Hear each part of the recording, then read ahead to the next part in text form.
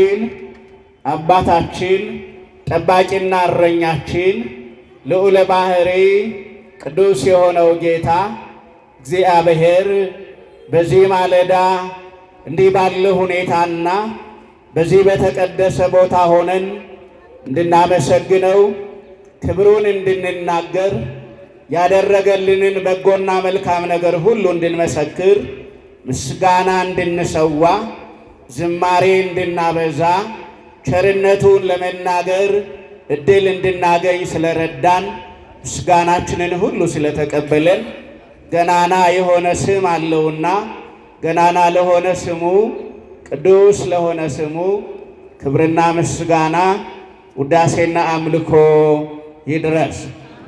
እንኳን አደረሰን፣ እንኳን አደረሳችሁ። አጠር ያለ የወንጌል የትምህርት ጊዜ ይዤ ነው በፊታችሁ የቆምሁት። አንዳንዶቻችሁ ገና በመንፈቀ ሌሊት ወደ እግዚአብሔር ማደሪያ የመጣችሁ እና ረጅም በሚባል የአገልግሎት ጊዜ ውስጥ የቆያችሁ ናችሁ። አንዳንዶቻችሁ ደግሞ ከቆማችሁ ያላረፋችሁ ወይም ያልተቀመጣችሁ ትኖራላችሁ። አንዳንዶቻችሁ ደግሞ ወደ ቤት፣ ወደ ሰፈር፣ ወደ መንደር የሚመልስ ልዩ ልዩ ማህበራዊም ሊሆን ይችላል፣ ከጤና ጋር የተገናኘ ጉዳይም ሊሆን ይችላል ይኖራችኋልና፣ ስለዚህ አጠር ያለ የወንጌል ጊዜ ይዤ ነው በፊታችሁ የሆንኩት።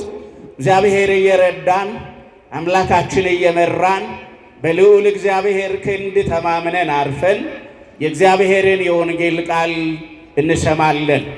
እንግዲህ የእግዚአብሔርን የወንጌል ቃል ለመማር አስቀድሜ በዕለቱ በቅዳሴ መሃል የተነበበውን በማቴዎስ ወንጌል በምዕራፍ 22 ቁጥር 1 ጀምሮ ጌታ በምሳሌ ያስተማረውንና ያብራራውን የወንጌል ክፍል እኔ ስናገር እናንተ በልባችሁ ላይ የእግዚአብሔርን ቃል የበለጠ ለማሳደር ለመጻፍ እንድትችሉ አነባለሁኝ። እንዲህ ይላል በቅዱስ ማቴዎስ እጅ የተጻፈልን የጌታችን የመድኃኒታችን የአምላካችን የወዳጃችን የኢየሱስ ክርስቶስ ወንጌል የማቴዎስ ወንጌል ምዕራፍ 22 ቁጥር 1 ጀምሮ እኔ እስከምፈልገው ቁጥር ድረስ አነብና በሱ ርዕስ ውስጥ ሆነን ነው የምንማረው።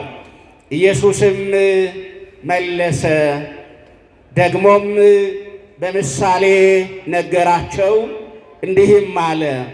መንግሥተ ሰማያት ለልጁ ሰርግ ያደረገ ንጉሥን ትመስላለች። የታደሙትን ወደ ሰርጉ ይጠሩ ዘንድ ባሮቹን ላከ። ሊመጡም አልወደዱም። ደግሞ ሌሎችን ባሮች ልኮ የታደሙትን እነሆ ድግሴን አዘጋጀሁ፣ ኮርማዎችን የሰቡትን ከብቶቼ ታርደዋል፣ ሁሉም ተዘጋጅቷል፣ ወደ ሰርጉ ኑ በሏቸው አለ። እነርሱ ግን ቸል ብለው አንዱ ወደ እርሻው ሌላውም ወደ ንግዱ ሄደ። የቀሩትም ባሮቹን ይዘው አንገላቷቸው፣ ገደሏቸውም። ንጉሡም ተቆጣ፣ ጭፍሮቹንም ልኮ እነዚያን ገዳዮች አጠፋ፣ ከተማቸውንም አቃጠለ።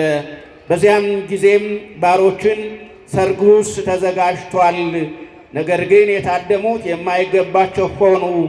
እንግዲህ ወደ መንገድ መተላለፊያ ሄዳችሁ ያገኛችሁትን ሁሉ ወደ ሰርጉ ጥሩ አለ ይላል። በዚህ የወንጌል ቃል መነሻነት ለጥቂት ደቂቃዎች አልኋችሁን የዕለቱን ለዚህ ማለዳ ለዚህ ሰንበት ተብሎ የተዘጋጀውን የወንጌል ቃል እንማራለን። የትምህርታችን መነሻ ርዕስም የሆነው የንጉሥ ግብዣ የሚል ይሆናል። የማን ግብዣ? የንጉሥ ምን ግብዣ የሚል ይሆናል። እንግዲህ ያነበብሁት ይህ የወንጌል ቃል እንዳልኋችሁ ለዛሬው ሰንበት ተብሎ በቅዳሴ መሃል እንዲነበብ የቀደሙ አባቶቻችን ያዘጋጁልን የወንጌል ክፍል ነው። ስለዚህ ይህ እኔ እናንተ አሁን የተገናኘንበት ማለዳ በአንድ በኩል ሰንበት ነው እና ክብር ሰንበቶ በጽድቅ እያሉ ሊቃውንቱ በመዝሙር እግዚአብሔርን ሲያመሰግኑበት ያረፈዱ ሰንበት የእግዚአብሔርን ሥርዓት መጠበቅ እንዴት መልካምና ደግ እንደሆነ እግዚአብሔርን እያመሰገኑ ሲናገሩ ያረፈዱበት ሰንበት ነው። በሌላ መንገድ ወይም በሌላ መልኩ ደግሞ በብርሃናት ላይ የተሾመ ከሰባቱ የመላእክት አለቆች አንዱ የሆነ ዕዝራ ምስጢር ባጣ ጥበብ ባጣ ራእይ በበዛበት ወደ በረሃና ወደ ጫካ ሄዶ ራሱ በተጨነቀ ጊዜ ለዕዝራ የሚሆነውንና የሚገባውን ምስጢር ለመስጠት ራእይ ለመተርጎምና ለመፍታት ጽዋ ልቦና ለማጠጣት ወደ ዕዝራ የተላከው መልአኩ ቅዱስ ዑራኤል በቤተ ክርስቲያን የሚታሰብበት 22ኛው ቀን ነው። ስለ መልአኩ ስለ ቅዱስ ዑራኤል በልዩ ልዩ ጊዜያት ተምራችኋል፣ ታውቃላችሁ። አማላጅነቱና ጥበቃው ገብቷችኋል። ለዚያም ነው ከሩቅም ከቅርብም በዚህ ማለዳ ቁጥራችሁ በዝቶ በእግዚአብሔር ማደሪያ የተገኛችሁ የሚል እምነት ስላለኝ ስለዚህ ለትምህርታችን የሚሆነውን የወንጌል ክፍል መነሻ ብናደርግ ይጠቅመናል፣ ይገነባናል፣ መንፈሳዊ በረከት ሰማያዊ ጸጋ ያጎናጽፈናል የሚል እምነት ስላደረብኝ የንጉሥ ግብዣ በሚል በማቴዎስ ወንጌል በ22ኛው ምዕራፍ ከቁጥር 1 ጀምሮ ሳነብ እንደሰማችሁት በተመዘገበው የወንጌል ቃል መሰረት እንማራለን። ነገርን ሁሉ የሚያከናውን ጅማሬን ወደ ፍጻሜ የሚያመጣ ሰማያዊ ጥበብን ለደካሞችና ጥበብ ለሌላቸው የሚሰጥ ምስጢርን የሚገልጥ ኃይለ መንፈስ ቅዱስን ጸጋ መንፈስ ቅዱስን በዚህ ማለዳ የላከልንና የሚልክልን አምላካችን እግዚአብሔር በምሕረትና በቸርነት በጥበብ ቃል እርሱ ይምራል። የጸጋ እናታችን የቃል ኪዳን አማላጃችን የባሕርያችን መመኪያ ወላዲተ አምላክም በእናትነት ፍቅሯና በአማላጅነቷ አትለየን። የመልአኩ የቅዱስ ዑራኤል የሌሎችም ቅዱሳን መላእክት ጥበቃ ኃይልና እርዳታም በጠላታችን ዙሪያ ይቆምልን። እግዚአብሔር ያስተምረን። ማን ያስተምረን? ማን ያስተምረን? ከማን ለመማር ተዘጋጅተናል? ሁላችንም ከማን የምንማር ነን? ከእግዚአብሔር የምንማር ነን። እግዚአብሔር አምላካችን ወደ መልካም የሚወስደውን የቃሉን በርና ደጅ ይክፈትልን። የንጉሥ ምን አልኋችሁ? ግብዣ። እንግዲህ በዚህ ምድር ላይ ከማይናቁና ከሚከበሩ ነገሮች የምን ግብዣ ነው? ማን ሲጋብዝ ነው? ንጉሥ ሲጋብዝ ነው። የንጉሥ ግብዣ አይናቅም። የንጉሥ ግብዣ ይከበራል፣ ይወደዳል፣ ይፈለጋልም። ስለዚህ በዚህ ርዕስ እንድንማር ይህንን ርዕስ መነሻ ያደረኩበት ዋናው ምክንያት ስለ ምድራዊው የነገሥታት ግብዣና ድግስ ልነግራችሁ ሳይሆን ጌታ አንደኛ በምሳሌ ያስተማረው ትምህርት ስለሆነ ቃሉ የክርስቶስ ስለሆነ መምህራችን እሱ ክርስቶስ ስለሆነ ቃሉ በዚህ ርዕስ እንድንነሳ ስለሚጋብዝ፣ ሁለተኛውና ዋናው ነገር ግን በዚህ ርዕስ እንድንማር የፈለግኩት የትምህርቱ መልእክትና ዓላማም እግዚአብሔር ወደ መንግሥቱ እንዴት ባለ መንገድ እንደጠራንና ለመንግሥቱ የተገባን እንድንሆን የእግዚአብሔር መለኮታዊ የሚደንቅ ምርጫ ምን እንደሆነ እንድንረዳ ነው። ስለዚህ የንጉሥ ግብዣ በሚለው ርዕስ የትምህርቱ ዋና ዓላማ የጠራን ንጉሥ ነው። የጠራን ማን ነው? የጠራን ንጉሥ ነው። ክርስትና ጥሪ ነው። ክርስትና ምንድን ነው? ክርስትና ምንድን ነው? ክርስትና ጥሪ ነው። በክርስቶስ ነው የተጠራ ነው። በንጉሥ ነው የተጠራ ነው። በደጃዝማች አይደለም የተጠራ ነው። በተራ አገልጋይ አይደለም የተጠራ ነው። ተራ መልእክተኛ አይደለም ወደኛ መጥቶ ወደ ክርስትና የጠራን የእግዚአብሔር እንድንሆን ጸጋ እንዲበዛልን በክርስቶስ ደም ከኃጢአትና ከበደል ሁሉ ነፃ እንድንወጣ የዘላለም ቤዛና ሕይወት እንድናገኝ ከሲኦል ወደ ገነት እንድንሻገር ከጨለማ ወደ ብርሃን እንድንገባ ከመከራ ወደ ደስታ ከሐዘን ወደ አስፈላጊ ዕረፍት ውስጥ እንድናልፍ የጠራን ንጉሥ ነው፣ የጠራን እግዚአብሔር ነው የሚለውን መልእክት ለማስተላለፍ ነው። ስለዚህ ርዕሳችን የንጉሥ ምንድን ነው አልኋችሁ? ግብዣ። እንግዲህ በዚህ ምድር ላይ ልዩ ልዩ ግብዣዎች አሉ። የምናውቃቸው የራሳቸው የሆነ ስርዓትና ፕሮቶኮል ያላቸው ግብዣዎች አሉ። ነገር ግን ከሁሉም የሚልቀው ንጉሥ ሲጋብዝ ነው። ነገሥታት ሲጋብዙ፣ ነገሥታት ለግብዣ ሰዎችን ታዳሚዎችን ሲጠሩ የነገሥታት ጥሪ ለምን ደረሰኝ፣ ለምን ወደዚህ ግብዣና ወደዚህ ድግስ ተጠራው ተብሎ ቅሬታ አይነሳበትም፣ ቅሬታ አይሰማበትም። እንዲያውም ንጉሥ ባይጠራ ነው ለምንድን ነው እኔን ያልጠራኝ? ለምንድን ነው እኔ ያልታሰብሁት? ለምን ይሆን ለእኔ መልእክት ወይም የጥሪ ደብዳቤ ያልደረሰኝ ተብሎ ቅሬታ የሚሰማበት ሰው የሚከፋበት ንጉሥ ሳይጠራ ሲቀር ነው። ስለዚህ የንጉሥ ግብዣ ቀደም ብዬ እንዳነሳሁት ይከበራል። እዚህ ቦታ ላይ ንጉሡ ማን ነው?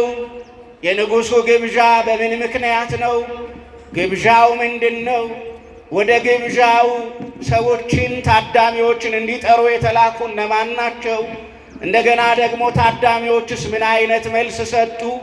በግብዣው ላይ ተገኙ ወይስ አልተገኙም የሚለውን ነጥብ ጌታችን መድኃኒታችን ኢየሱስ ክርስቶስ በመዋዕለ ሥጋዌ ወይም በሥጋ ተገልጦ በአካል እየታየና እየተዳሰሰ በድምፅ እየተሰማ ባስተማረበት፣ ድውያንን በፈወሰበት፣ ሐዘንተኞችን ባጽናናበት፣ በዚያ የክርስትና ጅማሬ በነበረበት ክርስቶስ በአካል በታየበት ዘመን ላይ በምሳሌ ያስተማረው ትምህርት ነው።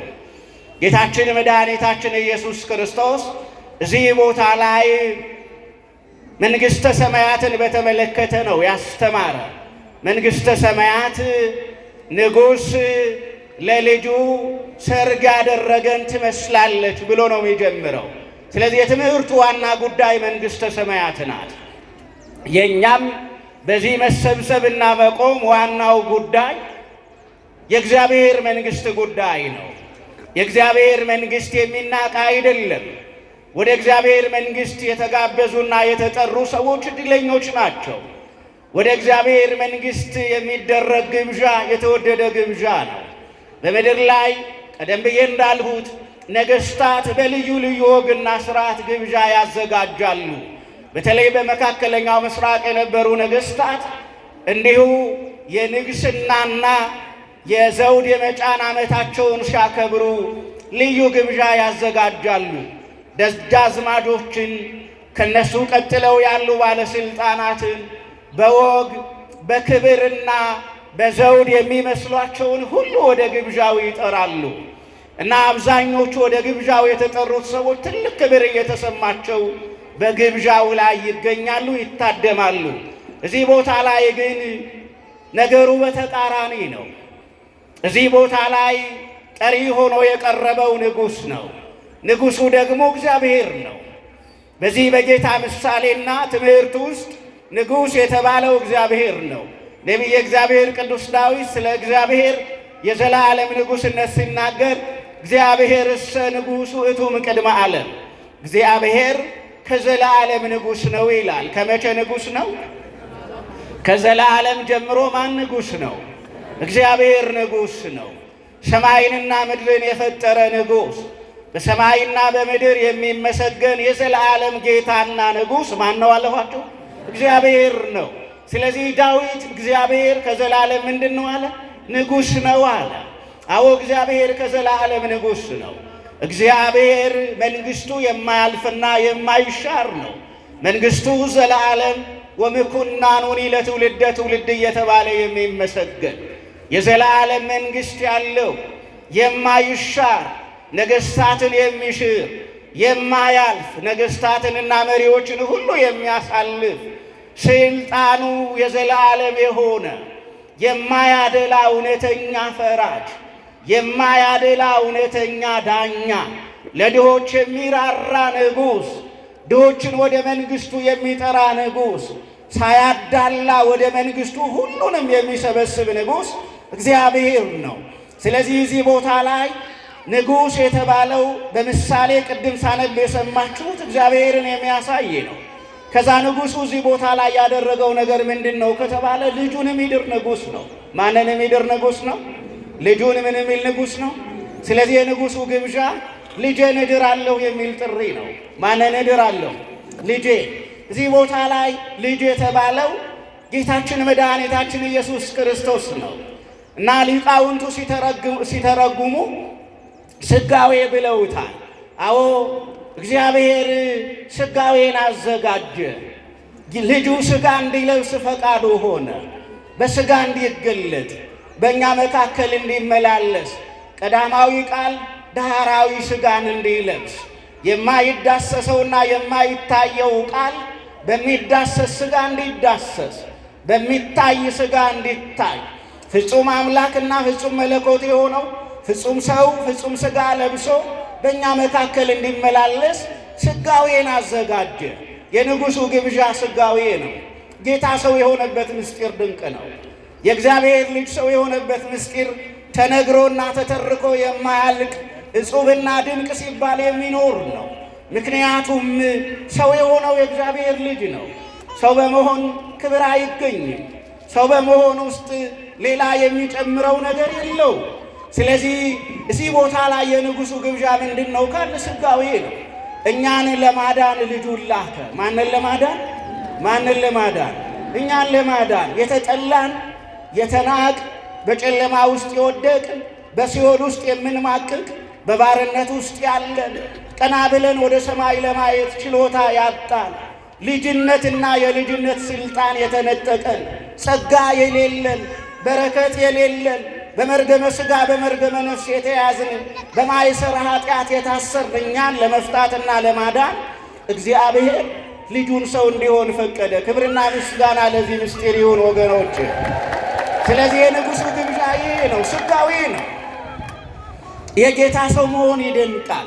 ይህ አሁን የያዝነው ሳምንት ሁላችሁ እንደምታውቁት የበጋ ወቅት እያለቀ የክረምት ጊዜ ደግሞ እየደረሰ ነው። የእግዚአብሔርን ቸርነት የምናስብበት፣ ምሕረቱን የምናስብበት፣ በቸርነቱ እግዚአብሔር ሁሉን የሚመግብ አምላክ መሆኑን የምንማርበት የምናስተምርበት ሳምንት ነው። በቤተ ክርስቲያን አጠራርም ይህ የያዝነው አሁን ያለንበት እስከሚቀጥለው የጊዜው ወቅትና ስርዓት እስከሚጠናቀቅ ድረስ ያለው ወቅት አስተምህሮ ይባላል። ጌታ ያስተማራቸውን ትምህርቶች እያነሳን እየተማርን እየተረዳን ምስጢራቸውን መልእክታቸውን እንዴት ወደ እግዚአብሔር መንግሥት የሚያደርሱ መሆናቸውን የምናይበት ሳምንት ነው። ስለዚህ በዚያ መሰረት ይህ ወንጌል አያችሁ የንጉሡን ግብዣ ይነግረናል። ሥጋዌ ትልቅ ምስጢር ነው። ሥጋዌ ትልቅ ነገር ነው። የጌታ ሰው መሆን ይደንቃል። የእግዚአብሔር ልጅ ሰው መሆን ይደንቃል። በአንዲት ብላቴና የተጸነሰውና ማኅተመ ድንግልናዋን ሳይፈታ የተወለደው ጌታ ድንቅ አምላክ ነው። ስለዚህ እዚህ ቦታ ላይ ንጉሡ ያዘጋጀው የልጁን ሰርግ ነው። ሥጋዌ ነው። ሥጋዌ ሰርግ ነው። አዳም የተደሰተበት ሰርግ፣ ሔዋን እልልታ ያሰማችበት ሰርግ፣ አዳምና ሔዋን ብቻ ሳይሆን ልጆቿ ሁሉ የደስታ የምስጋና የምስራች ቃል ያወጡበት ሰርግ ግብዣ ሥጋዌ ነው።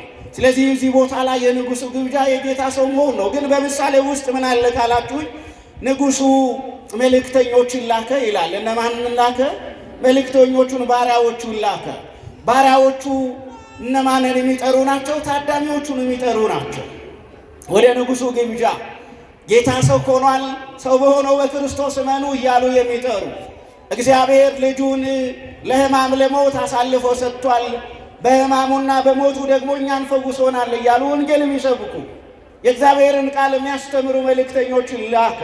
በእርግጥ እግዚአብሔር በልዩ ልዩ ዘመናት ወደ ሰው ልጆች ወደ መንግሥቱ መግባትና መሰብሰብ ወደሚገባቸው መልእክት ልኳል። በብሉይ ኪዳን ዘመን እግዚአብሔር አብርሃምን ጠራ። በአብርሃም ለምድር ሁሉ ወንጌልን ሰበከ። ከአብርሃም ቀጥሎ ከአብርሃም ጉልበት የወጡ የአብርሃም ዘርና ልጆች የሚባሉ ነቢያት ተነሱ። በነቢያት እግዚአብሔር ማለዳ ማለዳ ሕዝቡን ወደ ቅድስና ጠራ፣ ወደ ማደሪያው ጠራ። የዘላለም ሕይወትና ክብር እንዲያገኙ፣ ከንቱ የሆነ ነገር እንዳያጋጥማቸው፣ በያዟትና በወረሷት ምድር ላይ ጸንተው እንዲኖሩ እግዚአብሔር ሕዝቡን ጠራ። በተለይ በትንቢተ ኤርምያስ ምዕራፍ 25 ቁጥር 15 ጀምሮ ስታነቡ ነቢዩ ኤርምያስ እግዚአብሔር እንዲህ አለ ብሎ የሚናገረው ቃል አለ። ወደ እናንተ ማለዳ ማለዳ አገልጋዮች ነቢያትን ላኩ አለ እግዚአብሔር ይላል። እግዚአብሔር አገልጋዮቹን ይልካል። ማለዳ ማለዳ በየቀኑ ሳያቋርጥ እግዚአብሔር መልእክተኛ ይልካል። እኛ አልሰማ ብለን ነው እንጂ የእግዚአብሔር ድምፅ የእግዚአብሔርን መልእክት ይዘው የመጡ ሰዎች የእግዚአብሔርን ቃል የተናገሩበት ጊዜ ብዙ ነው። ስለዚህ እዚህ ቦታ ላይ ድምተኞችን ወደ ልጄ ሰርግ ኑ ብላችሁ ጥሩልኝ ብሎ መልእክተኞችን ላከ። መልእክተኞቹ ግን ወደ ድምተኞቹ ሄደው ንጉሥ እንዲህ ይላል ብለው አወጁ። ንጉሥ ለልጄ ሰርግ አድርጌያለሁ፣ አዘጋጆቻለሁ። ድግሱ ተደግሷል፣ ዝግጅቱ ሁሉ አልቋል። የምትጠበቁ እናንተ ናችሁ። በዚህ ቀንና በዚህ ሰዓት እንዳትቀሩ ብለዋል ብለው ጥሪ ያደረጉ። ነገር ግን መልሱ እዚህ ቦታ ላይ ሌላ ነው የሆነው። ወደ ንጉሡ ግብዣ መምጣት የማይፈልጉና የማይወዱ ሰዎች መልእክተኞቹን ይዘው አንዳንዶችን ገረፏቸው ይላል። ምን አሏቸው? አንዳንዶችን ገረፏቸው። የእግዚአብሔርን ቃል በማገልገል ውስጥ መገረፍ አዲስ ነገር አይደለም። የክርስቲያን በመሆን ውስጥ መውደቅና መነሳት አዲስ ነገር አይደለም። ዋጋ መክፈል አዲስ ነገር አይደለም። ስለዚህ አንዳንዶቹን ገረፏቸው፣ አንዳንዶቹን ደግሞ አሰሯቸው፣ አንዳንዶቹን ጭራሹኑ ገደሏቸው ይላል። ከዛ በኋላ እንደገና ለሁለተኛ ጊዜ መልእክተኛ ላከ። እነሱንም አልተቀበሏቸውም። እነዛ ወደ ንጉሡ ግብዣ ወደ ንጉሡ የልጅ ሰርግ የተጠሩት ሰዎች እንዳው አንዳንዱ ወደ እርሻው ሄደ ነው የሚለው በምሳሌ። ወደ ምን ሄደ? ወደ እርሻው ሄደ። አንዳንዱ ደግሞ ወደ ወይን ስፍራ ሄደ። አንዳንዱ ደግሞ እኔ ዛሬ መምጣት አልችልም ብሎ እምቢ አለ። ስለዚህ እንዲህ አይነት ነገሮችን እያለ ይሄድና የወንጌሉ ቃል መጨረሻ ላይ ምን ይላል መሰላችሁ? ወደ ንጉሡ ግብዣ የተጠሩ ብዙዎች ናቸው፣ የተመረጡ ግን ምኖች ናቸው ይላል፣ ጥቂቶች ናቸው ብሎ ይዘጋል ወንጌሉ። የንጉሡ ግብዣ ሁሉንም የሚጠራ ነው። ስንቱን የሚጠራ ነው? ስንቱን የሚጠራ ነው? ወደ እግዚአብሔር መንግሥት ያልተጠራ እዚህ መካከል አለ? ማንም የለም። ሁላችንም ወደ ማን መንግሥት ተጠርተናል? ወደ ማን መንግሥት ተጠርተናል? የጠራን ደግሞ ማን ነው? ራሱ እግዚአብሔር ጠራን። በማን ነው የጠራን? በመጀመሪያ በነቢያት ተጣራ፣ ከዛ በሐዋርያት ተጣራ፣ ከዛ በኋላ ደግሞ በልዩ ልዩ መልእክተኞች ተጣራ። ከሁሉም የሚልቀው ጥሪ ግን በልጁ የጠራን ጥሪ ነው። በክርስቶስ የጠራን ጥሪ ነው። እኛ በልጁ በክርስቶስ ምን ያልነን? የተጠራንን ወደ ግብዣ በክርስቶስ ወደ ማመን የዘላለም ሕይወትና የዘላለም መንግሥት ለመውረስ እንድንችል በክርስቶስ አምነን የሚገኘውን ጸጋ ሁሉ ለመቀበል እንድንችል የተጠራንን። ስለዚህ እዚህ ቦታ ላይ አንዱ የንጉሡን ግብዣ የናቁ ሰዎች አሉ። የንጉሡን ግብዣ ምን ያሉ ሰዎች አሉ? የናቁ ሰዎች አሉ። የእግዚአብሔርን መንግሥት በመናቅ ዋጋ እንዳንከፍል ኃጢአት በጨለማ ውስጥ እንዳያስረን እግዚአብሔር በምሕረቱ ይርዳል። ይሄ ያለንበት ዘመን እንዳልኋችሁ ነው። የእግዚአብሔር ግብዣ፣ የእግዚአብሔር እንጀራ፣ የእግዚአብሔር ማዕድ በማለዳም በማታም በቀንም በሌሊትም በፊታችሁ ቀርቧል። የተወደዳችሁ ክርስቲያኖች እንደ ቀደሙትና እንደ ተወቀሱት ወደ ንጉሡ ግብዣ አንመጣም ብለው ወደ እርሻቸው ሄደው እንደቀሩ፣ ወደ ወይን ስፍራቸው ሄደው እንደቀሩ ሥጋዊና ምድራዊ ጉዳይ ወስዷችሁ ከእግዚአብሔር የዘላለም መንግሥትና ግብዣ እንዳትወጡ እግዚአብሔር በምሕረት ይርዳችሁ። ዛሬም እግዚአብሔር ይጣራል። ዛሬም ማን ይጣራል? ዛሬም ማን ይጣራል? ዛሬም እግዚአብሔር ይጣራል። ዛሬም እግዚአብሔር ግብዣ አለው። ምን አለው እግዚአብሔር? ምን አለው እግዚአብሔር? ግብዣ አለው እግዚአብሔር። እግዚአብሔር ጋብዟችኋል።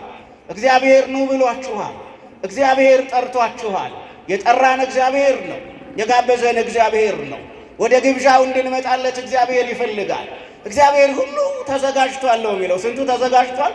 ስንቱ ተዘጋጅቷል? እናንተ ኑ እንጂ ሁሉ ምን ብሎላችኋል? ሁሉ ተዘጋጅቶላችኋል ይላል። እግዚአብሔር ቤት መተን የምናጣው ነገር አለ? እግዚአብሔር አጠገብ ሆነን የሚጎድልብን ነገር ይኖራል? ከእግዚአብሔር ጋር የሆነ ሰው ቢወድቅ አይነሳም? እግዚአብሔር ንጉሡ የሆነ ሰው ቢያጣ እንደገና መክበር አይችልም? ይችላል ወገኖች። እግዚአብሔር ንጉሡ የሆነ ሰው ቢታመም አይፈወስም? እግዚአብሔር ንጉሡ የሆነ ሰው ቤት ቢያጣ ቤት ሊያገኝ አይችልም? ይችላል። ማን ንጉሡ ነውና፣ ማን ጋብዞታልና፣ ማን ጠርቶናልና፣ እግዚአብሔር ጠርቶናልና። ግን እዚህ ቦታ ላይ ሁለት ማስጠንቀቂያዎች አሉ። የመጀመሪያው የታደሙት ሰዎች ወደ ንጉሡ ግብዣ ለመምጣት እምቢ አሉ። ምን አሉ? እምቢ አሉ። ክርስትና እምቢት አይደለም። ክርስትና እሺ ማለትን ይጠይቃል። የእግዚአብሔር ሰው ምን ሆነው እሺ በማለት ነው። እግዚአብሔርን ደስ የምናሰኘው እሺ በማለት ውስጥ ነው። አዎ ክርስትና እምቢታ አይደለም። ስለዚህ እዚህ ቦታ ላይ እምቢ ያሉ ሰዎች አሉ፣ የቀሩ ሰዎች አሉ። ምድራዊ ጉዳይ የያዛቸው፣ ስጋዊ ጉዳይ የያዛቸው፣ ምድራዊውና ስጋዊው ነገር ከዛሬ ነገ ይሞላል ሲሉ እንደገና እየጎደለ፣ ይሻሻላል ሲሉ እንደገና እየባሰ፣ ይቀናል ሲሉ እንደገና እየጠመመ እየሄደባቸው ከዛሬ ነገ ምድራዊውንና ስጋዊውን ጉዳዮቻችንን እናሟላለን ብለው በዚያው ወጥተውና ጠፍተው ከስረው የቀሩ ወገኖች ብዙ ናቸው። ከእግዚአብሔር ቤት ርቀን ቆመን ከስረን በስጋዊና በምድራዊ ጉዳይ ተይዘን እንዳንቀር እግዚአብሔር በምሕረቱ ይርዳ። ስለዚህ እግዚአብሔር ጠርቶናል ብያችኋለሁ። ማን ጠርቶናል? ማን ጠርቶናል? ስጋዬን ብሉ ብሎ የጠራን ማን ነው? ደሜን ጠጡ ብሎ የነገረን ማን ነው? ስጋዬ የዘላለም ሕይወት ይሰጣል ብሎ የነገረን ማን ነው? ደሜ የዘላለም ሕይወት ያስገኛል ብሎ የነገረን ማን ነው? ከስጋዬና ከደሜ የበላ የዘላለም ሕይወትን ያገኛል ብሎ ያከበረን ማን ነው? እግዚአብሔር ነው የጠራን። እግዚአብሔር ጠርቶናል። የጠራን ለትልቅ ነገር ነው፣ ለትንሽ ነገር አይደለም የጠራን። በልተን ለመራብ አይደለም የተጠራ ነው። አግኝተን ለማጣት አይደለም የተጠራ ነው። ሐዘን፣ ለቅሶ፣ እንባ ይዘን ለመኖር አይደለም የተጠራ ነው። እግዚአብሔር የጠራን ከዓይናችን ላይ እንባ ሊያብስ ነው። እግዚአብሔር የጠራን ጥቁር ልብሳችንን አውልቀን እንድንጥል ነው። እግዚአብሔር የጠራን እንድንጽናና ነው። እግዚአብሔር የጠራን ክብሩን እያየን ሰማይን እያየን መንግሥቱን እያየን ተስፋ መንግሥተ ሰማያትን እያሰብን እንድንኖር ነው። መንግሥተ ሰማያት ማለት ወንጌል ማለት ነው። እግዚአብሔር ለወንጌል ጠርቶናል። ለምን ጠርቶናል? ለወንጌል። ወንጌል የምስራች ነው። ወንጌል ምንድነው? ምንድነው ወገኖች? የምስራች ነው። ጌታ ተወልዷል፣ አዳም ተገኝቷል፣ ዲያብሎስ ታስሯል የሚል የምስራች ነው ወንጌል። ጌታ ተወልዷል። ጌታችን ተወልዶ አዳም አባታችን ከተደበቀበትና ከታሰረበት ቦታ ተፈቷል። አባታችንን አዳምን እኛን ልጆቹን ያሰረን ዲያብሎስ ደግሞ ተዋርዷል፣ በጨለማ ተጥሏል፣ ሲኦል ተበርብራለች፣ ገነት ተከፍታለች፣ ሞት ተሸንፏል፣ ሕይወት ደግሞ በክርስቶስ ለሚያምኑ ሁሉ ተሰጥቷል ነው ወንጌል። ክብርና ምስጋና ለእግዚአብሔር ይሁንና ይሄ ነው ወንጌል ወገኖች። ስለዚህ እግዚአብሔር ለወንጌል ጠርቶናል። መንግሥተ ሰማያት ወንጌል ተስፋ መንግሥተ ሰማያት ደግሞ ኢየሱስ ክርስቶስ ነው ብለው መምህራን ይተረጉማሉ። ስለዚህ የጠራን እግዚአብሔር ነው። ነገር ግን እነዛ ተጠርተው ታድመው ወደ ንጉሡ ግብዣ ወደ ልጁ ሰርግ ኑ ተብለው እንደቀሩ ሰዎች ጊዜ እንዳናጣ እግዚአብሔር በምሕረቱ ይርዳል። ዛሬ እግዚአብሔር ድምፅ እየጠራችሁ ነው። የንስሐ ቀናችሁ ዛሬ ነው። ከእግዚአብሔር ጋር የምትታረቁበት ጊዜ አሁን ነው።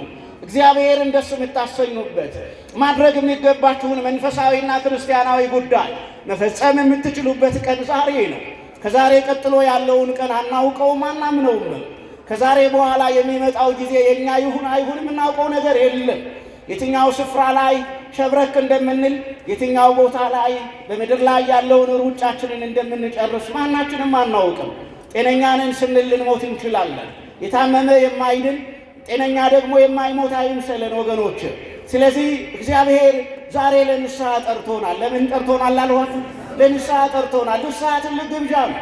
እግዚአብሔር ያዘጋጀልን ግብዣ፣ የወደቀ የሚነሳበት ግብዣ፣ ያጣ የሚያገኝበት ግብዣ፣ ኃጢአተኛ ንጹሕ የሚሆንበት የእግዚአብሔር የንጉሥ ግብዣ፣ በደለኛ ምሕረት የሚቀበልበት የንጉሥ የእግዚአብሔር ግብዣ ንስሐ ነው። ስለዚህ ለንስሐ ተጠርተናል። ያ ከሆነ ምን ይሆናል ከተባለ የተጠራን ነገር ግን ያልተመረጥን አንሆንም። እዚህ ቦታ ላይ የተጠሩ ብዙዎች ናቸው፣ የተመረጡ ግን ስንቶች ናቸው ነው የሚለው? ጥቂቶች ናቸው ነው የሚለው። ይህ ቃል ወገኖች የሚያስፈራ ቃል ነው። ምክንያቱም በዚህ ቃል ውስጥ በጣም ብዙ ነገሮች አሉ። የመጀመሪያዎቹ ድምተኞች አልመጣም በማለታቸው ምክንያት እግዚአብሔር ሁለተኛ ድምተኞችን አስገብቷል። እንዲያውም ግብዣው ተበልቷል በሁለተኛ ድምተኞች። ያንን ይነግረናል የወንጌል ቃል። እናም በዚህ መካከል ደግሞ አንድ የሙሽራ ልብስ ያለበሰ ሰውም ተገኝቶ ወደ ጨለማ እንደወጣ ይናገራል የወንጌሉ ቃል። ነገር ግን የወንጌሉ ቃል እንደ ማሰሪያ እንደ መደምደሚያ ያቀረበልን ምሳሌውን ያሰረልን ግን እስመ ብዙኃን ጽዋዓን ወኅዳጣን ኅሩያን የሚል ቃል። የተጠሩ ብዙዎች ናቸው፣ የተመረጡ ግን ምኖች ናቸው? ጥቂቶች ናቸው። ከተጠሩት ብቻ ሳይሆን ከተመረጡትም እንድንሆን እግዚአብሔር በምሕረት ይርዳል። የተጠራ ሁሉ ለካ ወደ ንጉሥ ግብዣ አይገባም። እየተመረጠ ነው ወደ ንጉሥ ግብዣ የሚገባው ለካ አይደለም። የተጠራ ሁሉ ወደ ንጉሥ ግብዣ አይገባም። የተጠራ ሁሉ ንጉሡ በሚቀመጥበት አጠገብ አይቀመጥም። የተጠራ ሁሉ ንጉሡ በሚታይበት አካባቢ አይታይም። ለካ የንጉሥ ግብዣ ክፍል አለው፣ ልዩ ልዩ ስፍራ አለው። ስለዚህ የተጠሩ ብዙዎች ናቸው፣ የተመረጡ ደግሞ ምኖች ናቸው አለ? ጥቂቶች ናቸው። ስለዚህ ከተመረጡ ከጥቂቶቹ እንድንሆን እግዚአብሔር በምሕረት ይርዳል። ነገር ግን ማን ጠርቶናል? ማን ጠርቶናል? የዛሬው ማለዳ የማን የጥሪ ቃል ነው? አሁን እየጠራን ያለ ማን ነው? አሁን ልባችንን እፈልገዋለሁ እያለ የልባችንን በር እያንኳኳ ያለ ማን ነው? እግዚአብሔር ነው። ለንስሐ ተዘጋጁ። ለምን እንዘጋጅ? ለምን እንዘጋጅ? ለንስሐ እንዘጋጅ። የጌታን ሥጋ ብሉ። የሚያስፈራ እኮ አይደለም። ያስፈራል እንዴ? አያስፈራም እኮ የጌታ ሥጋ። ምሕረት አይደለም? ጌታ የምሕረት አምላክ ነው አይደለም? የምሕረት አምላክ እኮ ነው። አንተሰ እግዚኦ መሐሪው መስተሳይል ሲባል ነው ያረፈደ። አቤቱ አንተ ይቅር ባይና መሐሪ አምላክ ነህ። ርሑቀ መዓት ወብዙኃ ምሕረት፣ መዓትህ የራቀ ቁጣ የራቀ ምሕረትህ ደግሞ የበዛ የምሕረት አምላክ ነህ። አንተ የምሕረት አምላክ፣ በአንተ ምሕረት ነው የቆምነው። በአንተ ቸርነት ነው የምንኖረው። በአንተ ምሕረት ነው ወጥተን የምንገባው። በአንተ ምሕረት ነው ተኝተን የምንነሳው። በአንተ ምሕረት ነው የበላነው ያልገደልን። በአንተ ምሕረት ነው የጠጣነው መርዝ ያልሆነብን እየተባለ ሲመሰገን ነው ያረፈደ እግዚአብሔር። እግዚአብሔር የምሕረት ምንድን ነው አልኳችሁ? የምሕረት አምላክ ነው። ይሄ የምሕረት አምላክ ጠርቶናል። የጠራን እግዚአብሔር ሥጋውን እንድንበላ ንስሐ ገብተን እንድንዘጋጅ የንስሐ ሕይወት እንዲኖረን በጌታ ሥጋና ደም እንድንከብር ሰውነታችንን እንድንቀድስ ጥሩ መሥዋዕት አድርገን ሰውነታችንን ለእሱ እንድናቀርብ ነውና የንጉሡን ግብዣ እንዳንንቅ እግዚአብሔር በምሕረት ይርዳል። እዚህ ቦታ ላይ የንጉሡን ግብዣ የናቁ ሰዎች አሉ። እነዛ ሰዎች ወደ እርሻ ሄደዋል። ወደ ራሳችሁ ማሳና እርሻ ሄዳችሁ እንዳትቀሩ እግዚአብሔር ወደ መቅደሱ ይመልሳችሁ። ወደ ራሳችሁ የወይን ቦታ ሄዳችሁ በመጠጥ ተይዛችሁ በስካር ተይዛችሁ አእምሯችሁ ተበላሽቶ ጤናችሁ ተበላሽቶ ክረምት ሲመጣ ሰክሮ ከሚወድቅ ማንነት እግዚአብሔር ይጠብቃችሁ። አንዳንድ ሰዎችን ስታዩ እንደዛ ናቸው። አሁን ትናንትና እኔ በብዙ ቦታ አይቻለሁ። እኔ ለምን እንደሆነ አላውቅም። እኛ በዓል በምናከብርበት ጊዜ የሚሰክረው ለምን እንደሚበዛም ግራ ይገባኛል። አይደለም እኛ በዓል ስናከብር ለምንድን ነው የሚሰክረው የሚበዛው? እና ትናንትና በየቦታው የወደቀ ሰው ነበረ፣ እየጠጣ የወደቀ። በእርግጥ በኑሮ የተጎዳ ነው አይቻለሁ። ልብሳቸው አዳፋ ነው፣ ጤናቸውም ልክ አይመስልም። አንዳንዶቹ እንደዛ ናቸው። ስለዚህ ወገኖች ወደ ወይን ቦታችን፣ ወደ ስካር፣ ወደ መጠጥ፣ ወደ ዳንኪራ ቦታ ሄደን በዛው ጠፍተን እንዳንቀር፣ የንጉሡን ግብዣ እንዳንንቅ፣ የጌታን ሥጋ ሥጋዌውን ምስጢሩን ሁሉ አውቀን እንድንኖር እግዚአብሔር በምሕረት ይርዳል። እስካሁኗ ደቂቃ ድረስ የጠበቀን አምላካችን እግዚአብሔር ይመስገን። መልአኩ ቅዱስ ዑራኤል ጥበቃው ረድኤቱ ከእኛ ጋር ይሁን። እስኪ መልአኩን ቅዱስ ዑራኤልን ከፍ አድርጋችሁ አመስግኑ። አዎ መልአኩ ቅዱስ ዑራኤል በዚህ ቦታ ላይ ብዙ ነገር ያደረገላችሁ ሰዎች ትኖራለን። ከሩቅ የመጣችሁ እስቲ ከሩቅ የመጣችሁ እግዚአብሔርን አመስግኑት።